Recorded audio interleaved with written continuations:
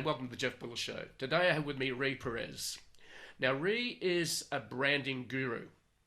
He's the founder and CEO of Branding for the People, an award-winning branding agency that creates world-class brands that accelerates business growth. And who doesn't like business growth? Since 2011, Branding for the People has advised thousands of visionary CEOs, marketing teams, and conscious businesses worldwide. I like the word conscious, actually. We might get into that later. Apart from his agency, Ree's impressive resume includes senior-level positions at top global branding firms, Fortune 500 brand consultant, and best-selling author. He's the acclaimed author of the best-selling book, Your Brand Should Be Gay, Even If You're Not. And I'd like to know more about that as well. And it's got a pink cover, so that's rather appropriate. And I'm sure it's good for branding. I'm sure, Ree. So his speaking portfolio includes major open-air conferences, including Baby Bathwater, never heard of that one, but EO's Global Leadership Conference, Digital Marketers Traffic Conversion, do know of them, and Social Media Week in Austin. So he also hosts a course at the Growth Institute titled The Power of Branding to Drive Business Performance. So great to have you on the show, Ree. It's an absolute pleasure to have you, and I'm sure I'm going to learn a lot, and also in my audience. So welcome to the show. Excellent. Yes, excellent. Thank you so much for having me. Glad to be here. So, branding. It's sort of this, I sort of have this vision of branding as being quite fluffy, something you just sort of cuddle and take to bed, and it's not necessary, but it's really good. And I'm sure your perception is a little different to that, because it has some bigger implications than just being an optional extra, which sometimes I think businesses think of. Is that correct? Yeah, I would say so. Yeah. So what got you into branding? Well, a couple of things, just because I want to unpack something you had just said, which is so key to hear the rest of the conversation. But oftentimes people think that branding is about your logo or your colors or the name of your company. And while those are all valid and important aspects to building a brand, that's not your brand. The way that I define brand is a three-word definition. It's a desired perception. And so if brand is a desired perception, branding is the process of creating, shaping, and influencing the desired perception that you want in front of your target audiences or customers. And so from that premise, as an entrepreneur or small business or even a mid-sized company, why wouldn't you want to create the right perception to attract your ideal customers and maybe even repel your not so ideal customers? And so the reason I say that is because if you're new to branding, or if you think that branding is just logos and colors, there's a missed opportunity to really understand the whole world of what's possible with creating a perception in the marketplace. So then I say that to sort of answer your question of like, what got me into it? Well, truth be told, I sort of fell into the industry. I started out as a design major at NYU, and then I realized I naturally have a good design eye, but I was more fascinated with linguistics and culture and the way people behave and psychology. And so I ended up getting my degree in organizational behavior and communications. And then I started working with designers and creative directors, and I started to connect them with some of the big ad agencies and design firms and branding firms in New York. And then one of my clients ended up hiring me and ultimately ended up working for one of the top global branding firms. But on a personal level, why I also am very passionate about understanding perception and how to manage perception is because when I found myself in my early 30s, I was working at one of the top global branding firms, and I was wondering, why was I getting passed up for the next trajectory in my career? And the global human resources director says that I didn't have enough gray hair, meaning I didn't look old enough. So the perception that I had at the time as a young 30-something-year-old was going to sort of prohibit me from accelerating in that career in the branding industry. So it was a bit crazy. And so in that moment, I realized, how people perceive you can alter the trajectory of your career. And in the context of businesses, it can alter the trajectory of people saying yes or no to your products and services. Well, I read the intro to your book, and the term she used was "you weren't grey enough." Is that correct? Yeah. Yeah. Code for "you don't look old enough," I suppose. Yeah. Yeah, that was the Which perception. Yeah. total perception. And it's quite fascinating given that this is human resources, mind you. That's probably one of the most illegal things you could possibly say, right? Ageism. Oh yeah. Don't worry. When I hit 50 and tried to get a job in digital industry, it was like the code phrase was, "You don't fit our culture." Yeah. In other words, you look too old. That was what I Yeah. got. Yeah. Yeah. Oh. So I'm going, but have you seen my resume? Yeah. Right. And but yeah, perception is everything. So, and you said you sort of got more into social sciences and the psychological impact. Explain a bit more about, and you mentioned things that you're really interested in, like culture Hmm. and so on. So tell us a bit about the psychological implications of branding and perception. Let's have a little look at that. Yeah. My purview is that branding is a very powerful discipline to influence and shape the way that we live our lives, right? Branding to me is about, when you go a layer down from creating a perception, it's about making an impact and having a movement and standing for something and having a set of ethos and values and beliefs, right? A manifesto or something that sort of embodies who you are and who you're not. Mm-hmm. And when companies and even entrepreneurs and small businesses, they sort of adopt this line of thinking, not only can it have a dramatic impact on their business growth, it can actually then, and this is predicated on the fact that they have products and services that are designed to transform or people's lives or improve the quality of their lives. And so you get the right brand in front of the right people, and it's the right service that's solving people's problems. Because I believe every business and every brand should solve people's problems.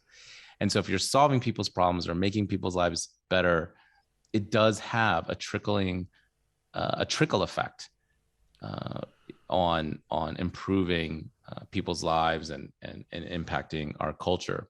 So part of that is just understanding why do they resonate with certain colors over another? Why are they going to resonate with certain language and vocabulary? Uh, what's going to make them feel inclusive?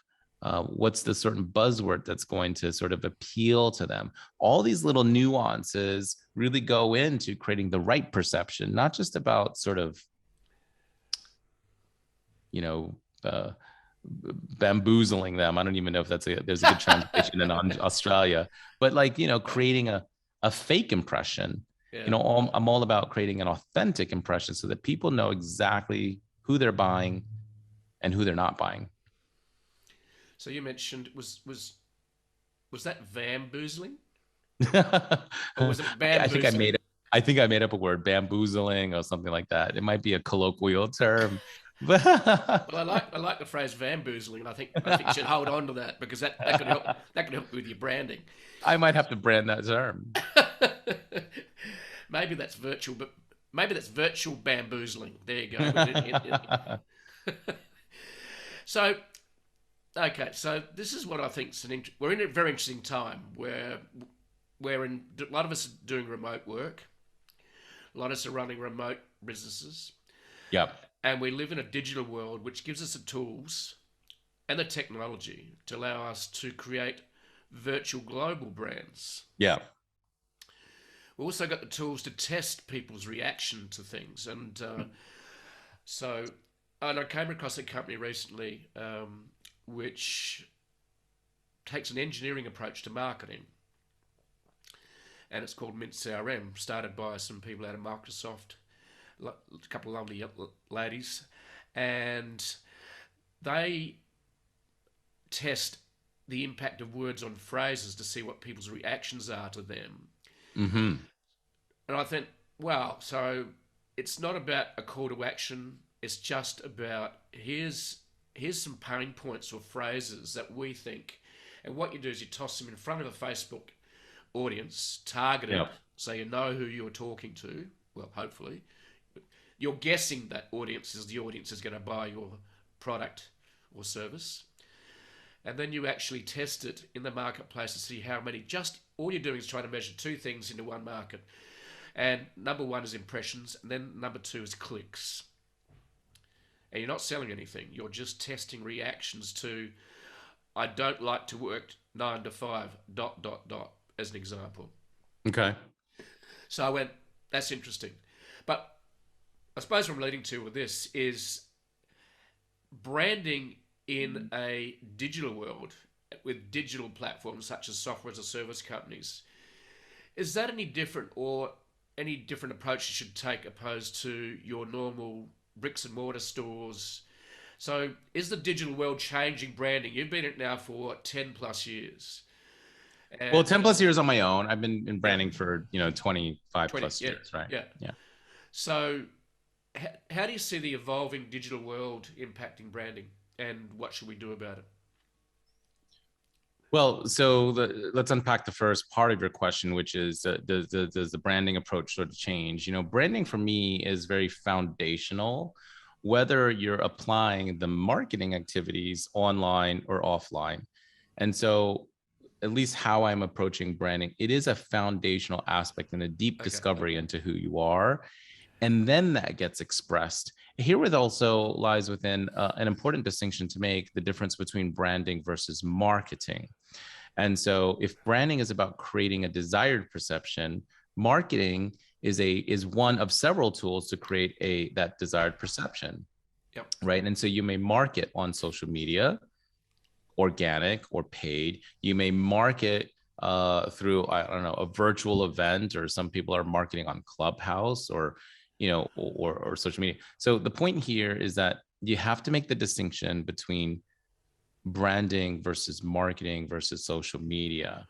So while the tactics may change, whether we're in a virtual environment, and while the tactics may change, your branding and how you approach building a brand ostensibly stays the same, or Yep. it's the same process. Does that make sense? Yep, Yeah. absolutely. I think that's a very good distinction. Okay, so I think that's a great segue into looking at, and you were running a course that mentioned phases, and you said we now have distilled the phases of creating a brand or branding process into Yeah. three. So can we explore at a high level Yeah. what your three pillars, I suppose, are the three phases of branding that you think are absolutely essential, and what they look like? Yeah, absolutely. So oftentimes, again, when people relate to branding as about creating a logo colors, that's usually the first starting point. You're like, what should my color, what should my logo look like? What should my colors be? And I'm asserting that the phases really start along the proper sequence of phase one. You have to have a clear brand strategy. Phase two is having a brand identity. And then phase three is, at least in our process, it's your brand website. But you can also translate to other, like brand marketing, all the marketing activities. So let me go back to phase one. Before even thinking about what your logo or colors look like, brand strategy is a process of really diving into understanding, who are you? What's your movement? What's your positioning? What are your value propositions? What's the personality of your brand? What are the core brand values? What is the voice? How does the brand sound? Now, these are all layers that go into that roll up into this thing called brand strategy, which is often an abstract term, which is why I kind of use all these different layers. But think about it. It's like, if you're building a house, right? You don't necessarily start with like, okay, what colors we should paint the house, or what furniture. You want to figure out the blueprint of that house.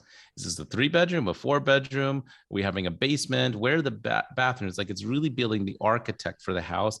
And then you can apply an identity, a look and feel to it. So that's what phase two does. Now, more specifically, I relate to brand identity as two broad buckets or subsets. There's the visual identity, and that's usually the common suspect of like logos and colors, but also the style of your photography, the style of your fonts.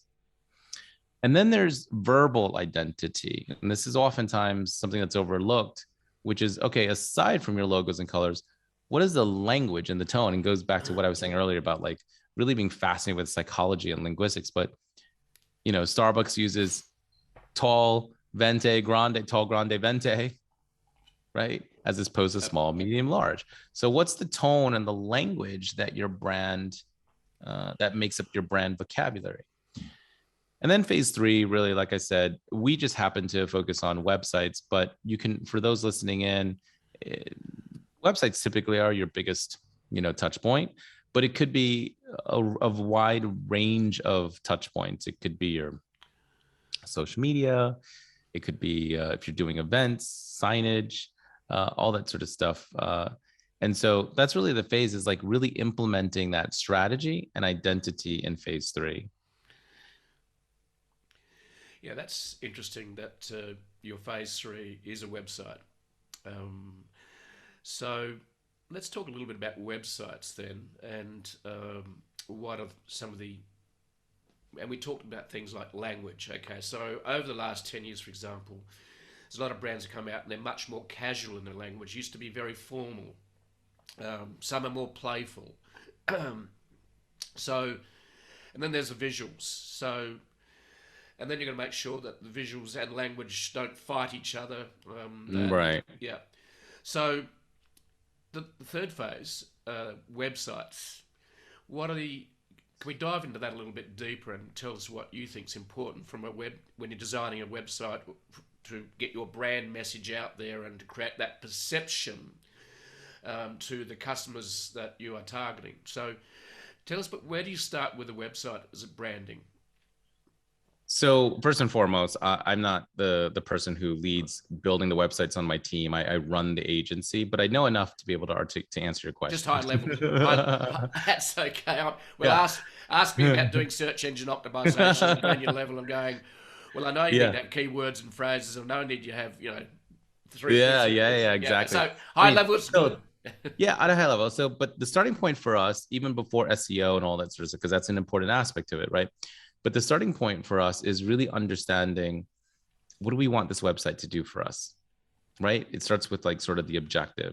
Is this a resume site so that you can drive traffic to the site and so that people know that you're a credible company or service provider? Or is it a kind of website where we're getting people to sort of purchase products? Is it an e-commerce website? Or is it a site where we're just collecting leads, or we're getting people to schedule a phone call, right? So every business has different objectives for their website, but it does start with, what do you want this website to do for you? Yep. Then you go through defining this, what's called the scope of work for the website. So a website can be 3 pages or it can be 100 pages.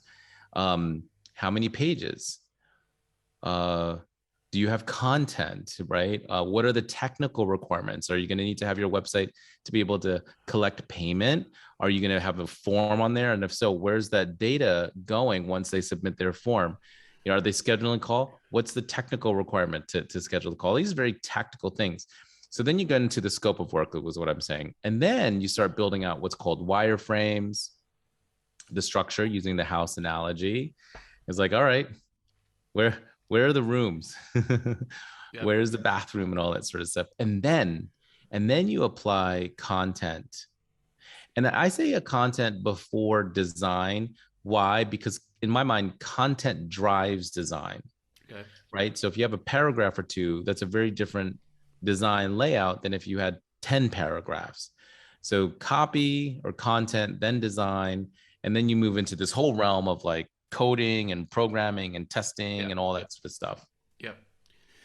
It's very interesting, um, your definition of content driving design, or the phrase, and because I started with I didn't design my website because I did it myself, so it was horrific, frankly, for my first website, the Right. blog, jeffwillis.com. It was all about content. Yeah. And over time, yes, the content has driven design, um, and it was just one blog post at a time. Mm. And they would disappear after five different sequential posts. Then they Yeah. become archives. Yeah. Um, but that was 2009, right? Now, back then, sure, we had YouTube. We really didn't have Facebook. Was just sort of, and Twitter were just sort of starting to get serious traction globally. Um, from a branding point of view, we now have not just written content, we have video, we've got social media Yeah. feeds, we've got Twitter, we've got Snapchat, we've got TikTok. Yeah. Um, if you try to include all of those in a website, you would go mad. So we've all got this different types of media now that are Yeah. fighting for attention, and also we've got some people prefer to read, some people prefer to watch, right? Some prefer Sure. to listen. So um, from a website content driving website design, it's moved on a lot since 2009 to 2021, and you've been around a while. So um, how does I suppose what I'm trying to get at is how should you design a website when you've got all these competing different types of media that's different to 10 years ago? Mm. Yeah, this is it, probably in the category of things that I probably defer to my team on. But Yeah, I will that's tell good. you in terms of like best practices, you're really you're designing a site based on the user experience and the behaviors that you want the target audiences to do. So if I were to layer onto that, you want to have some sort of visual hierarchy. We want to know that we're on your website, right? You're going to probably need to have a logo on your upper left, but we want to be able to have a navigation that's intuitive for people to know, like, oh, if I wanted to click on here, or if I wanted to learn more about your services or products, like have a navigation that makes it easier for people to find their way on their website. And then it's got to be visually appealing and structured and organized so that people know where things are and they have a sense of trust. And let's not even get into this whole other layer of like a mobile first approach. So if 60 to 80% of people are looking at your website on mobile, you want to make sure that the experience on mobile is conducive for that. Otherwise, I mean, there's a whole series of things, right? Like in terms of even just site speed and Oh, yeah. visibility. So I defer to my team for these Okay. types All of questions around websites. right. But hopefully for those listening in, that just added just enough of value on how to think about your website. That's all right. So, in branding, are there any trends in branding? In other words, where's the future of branding? And maybe you would say it's still foundational. We're still going to do the three phases. Um, But I can speak to that. That's a valid question. I would say that authenticity, and this actually might be a good segue for my book, but I believe that now more than ever, I mean, it's always been important, but I think people just don't have the desire or the appetite or the patience for inauthentic brands. And so having brands that are authentic, that are real, genuine, clear, and let's not forget, make you feel good, right? So branding is all about creating an emotional connection with your customers. And so whether we call that a trend or sort of the future of branding, or best practices, I do want to highlight that having authentic, genuine brands is really, really critical, because we have so many places where we can spend our money. I would assert that most people are really looking to spend their money with companies that share the same values as them, beliefs, things that they support, right? So it's more than just buying their products and services. It's getting behind an organization that really fits their own belief system. yeah, I think you're spot on there, and that leads to I suppose, the layer beyond authentic, and it should actually be congruent. Is a lot That's of right. a lot of businesses today start with social good as one of their Yeah, missions. And I suppose that leads that question of being authentic. Sometimes you sometimes feel that they're doing this social good to look good, but are they really doing good?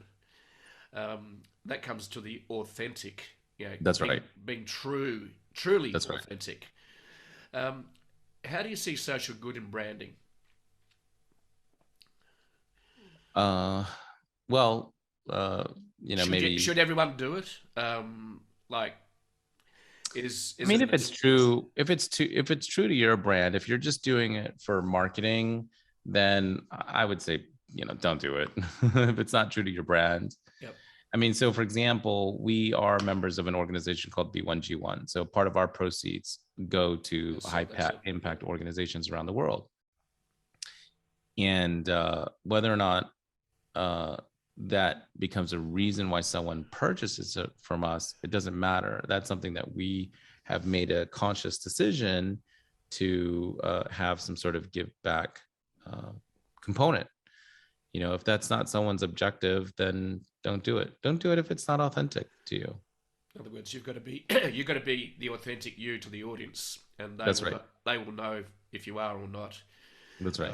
Yep.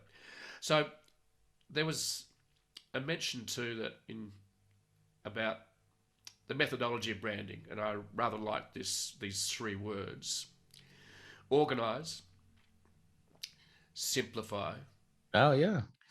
and amplify. Now, I really love simplification because we're in a world that is constantly trying to make things complex for us. That's right. It's a battle for simplicity. Yes. It's more stuff, more people, more Yes. things to do. You've got to have all your children doing Yeah. seven different sports, play the violin, and also play in a Yeah. jazz band, right? Right. So I love that organize, simplify, and amplify. Is that something you can talk to that is uh, Yeah, so those three words is really, we use that in the context of our methodology of building a brand. Now, the truth of the matter is that building a brand is both, it can be a linear process and it's also non-linear. And to the extent that it's linear, like we're taking people through a process, the first part of that process is about organizing all of your ideas, your thoughts, your desires, your wishes, your vision, your business goals. Like there's a lot of data points, yes, your target audiences, and what are their demographics and psychographics. So you want to organize all of that data into a set of frameworks that then you can simplify into a strategy, into what we call a brand platform. It's sort of like creating a hierarchy of like, what's your purpose and your vision? And then what are your values? And then what's your value proposition, right? So it's really creating that hierarchy. So what leads and what trails. And that's where the magic comes in for a lot of our clients, is when you simplify your brand into a core platform. It's through that lens that you can then amplify. More specifically, the essence of a brand should be articulated along 2 to 3 words as a concept. So, for example, Harley Davidson, they're in the business of motorcycles, but the essence of their brand is freedom on the open road. So that core concept, when you simplify that into like this concept, your brand, it's from there that you become you use that as a lens to amplify. When I talk about amplify, I try to make it into digestible ways to think about how to amplify. You amplify visually, verbally, and experientially. So visually is like the things that we talked about earlier, like how does this brand look? Verbally is like, how does this brand sound? What are the words that we're going to say? And then experientially is like, how does this brand behave? mm-hmm. I'm sure you're familiar with the phrase of like, no one really remembers what you do for them. They remember how you make them feel. And so a brand that creates an experience that makes people feel a particular way is part and parcel of that amplify phase. So I really like that yeah. visually, verbally, and experientially. Um, Yeah. so here's the thing. and let's go a little bit back to simplicity, is that when I look at branding and what we've discussed, it sounds very, very complex. And I suppose your job as a branding agency, I suppose, is to try and guide the customer on that complex journey to simplify and then amplify. How could you distill what's the most, if I was going to ask you, if I ask you, what are the most, what are the, what are the core, how can you simplify branding? Have you just mentioned it verbally, visually, and experientially? Or was a little bit more to it? How could you distill branding simply? Well, I mean, it's kind of a culmination of everything that I have been talking about, which is if branding is about creating a desired perception, then take a look at what you say or how you look, what you say, and how you behave. Because all of those three things ladder up to creating a perception. Yep. So let's use on a very tactical example, as a person, as an entrepreneur, if you put aside your actual business, right? And you're out there pitching yourself, Yep. how you show up, the words that come out your mouth, how you behave and how you treat people, it's going to form a perception in people's minds. Yep. The Yep. question is it the perception that is going to yield you the kind of results that you want? Right. And so that really is a culmination of, like, for me, simplifying branding. There's a lot of fancy jargon and Yes. terminology, but I like to just talk in plain English. It's like, how do you need to be perceived? And then how do you need to look? What do you need to say? And how do you need to behave in order to create that perception? Yeah. I, I, what I loved what you've just said about Harley Davidson as an example of you want to distill your brand into just a few words. Mm-hmm. I was interviewing someone else recently, David Levinsky, who does planning, in other words, business plans, and All sells right. it as a product. Um, he said, uh, "What are the most important things to write a business plan?" And he said, number one was write in one sentence what you do. What is a product that you provide? Now, you've just taken it and going, challenge you further, Jeff. Can you write it in just a few words, 2 or 3 words, or freedom on the open roads 5? I rather like that. And everyone can perceive what that feels like. They can see themselves in a car or on a bike, and they can see themselves driving, into the sunset. That's Um, right. so I think that's really, really important. And by the way, his second point was one sentence describe your product. So if someone asks you what you do, you can tell them very simply. Now you're saying, now you can tell them in just a few words what that experience would feel like. I think that's really, really cool. Yeah. And the other part that he brought up, which was really good, he said, also that second part of a simple business plan was what makes you uniquely qualified to deliver this service or product, and write them all down. And I think what you've been doing for the last 20 odd years, in branding is makes you uniquely qualified to be the expert to do the branding agency because you've lived and breathed it. And if I asked you to write down 10 things about what uniquely qualifies you to be, this fantastic branding agency, I wouldn't have a doubt that you guys are uniquely qualified to provide that product or Mm-hmm. service. I thought that was really simple from a business point of view. But what I loved was from you was let's take it further and let's just make it what does this experience feel like in just a few words. And so I think that's really, really, really great. And I Yeah. think that's a challenge for all of us because I Yeah. certainly don't think experientially enough about my product. I didn't do any branding. In fact, the only branding I did do was I got my artist friend over the road to actually do a caricature of me. Mm-hmm. And I suppose the experience I was trying to transfer from that was here's Jeff. It doesn't take life too seriously, but seriously enough. But it's going to be fun. So the caricature, Sure. it's a bit like Seth Godin does too with his branding as well. It's fun. Like I'm going to teach you, but it's going to be fun. Sure. So yeah.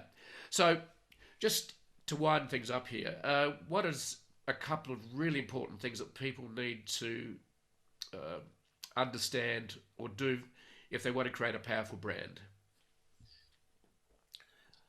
There's a lot of things, but so I wrote a book, and it's called "Your Brand Should Be Gay, Even If You're Not."